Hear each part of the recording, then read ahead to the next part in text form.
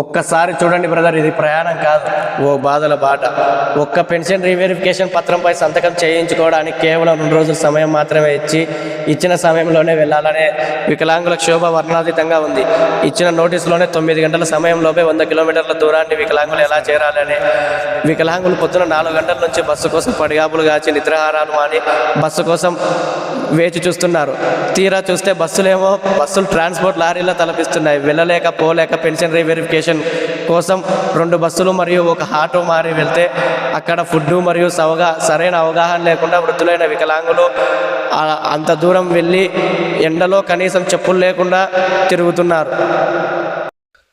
ఆటోలు సిండికేట్గా మారి లాస్ట్కు వికలాంగులు ముందు కూర్చుంటేనే వెళ్తాం లేకుంటే లేదు అనే దౌర్జన్యం వికలాంగులతో చేస్తున్నారు. చాలా అస్తవ్యస్త కష్టాలు పడుతున్నారు. దయచేసి పాలకులారా, అధికారులారా, ఒక్కసారి మీరు ఇలా ప్రయాణించి వాళ్లకు చేయాల్సిన న్యాయం చేయండి. పెన్షన్ రీవెరిఫికేషన్ రోజుల్లో వికలాంగులకు ఉచిత బస్సు సౌకర్యం కల్పించండి. ఆసుపత్రుల వద్ద వృద్ధుల కోసం ఉచిత అల్పాహార కేంద్రం ఏర్పాటు చేయండి. గ్రామ స్థాయిలోనే రీవెరిఫికేషన్ క్యాంపులు ఏర్పాటు చేయండి. ప్రయాణ భారం తొలగనే వికలాంగులకు డిజేబిలిటీ ఐడి కార్డు మరియు ఆధార్ కార్డు ఉంటే హాఫ్ టికెట్ అనే అవగాహన కల్పించండి.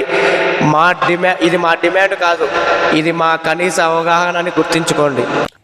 వాళ్ళు ఓట్లు వేసే చేతులే కాదు, వాళ్ళు దేశాన్ని నిర్మించే శ్రామికులు.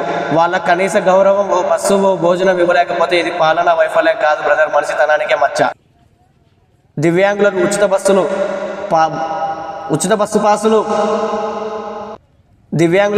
పాసులు ఇవ్వండి. ఆసుపత్రుల దగ్గరనే ప్రత్యేక బస్ స్టాప్లు మరియు వీలైన బస్సు టైమింగ్లు అమలు చేయండి.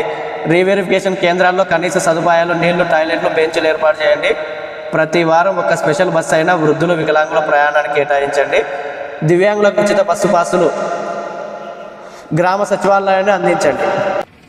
ప్రభుత్వానికి నా హృదయపూర్వకమైన విజ్ఞప్తి ఏమనగా, దివ్యాంగులకు ఉచిత బస్సు పాసులు గ్రామ సచివాలయం ద్వారా అందించండి. ఆసుపత్రుల దగ్గర ప్రత్యేక బస్ స్టాప్లు, వీలైనంత వరకు బస్సు టైమింగ్లతో అమలు చేయండి. ఇలాంటివి మీ ఊర్లో కూడా జరుగుతున్నట్లయితే కామెంట్ చేయండి, ఈ వీడియోని షేర్ చేయండి. మనం మాట్లాడితేనే మార్పు వస్తుంది. మీ గలాన్ని ప్రపంచానికి వినిపించండి మా ద్వారా. Please like, share and subscribe my YouTube channel Nagasandeep world. Subscribe my YouTube channel. చెప్పు.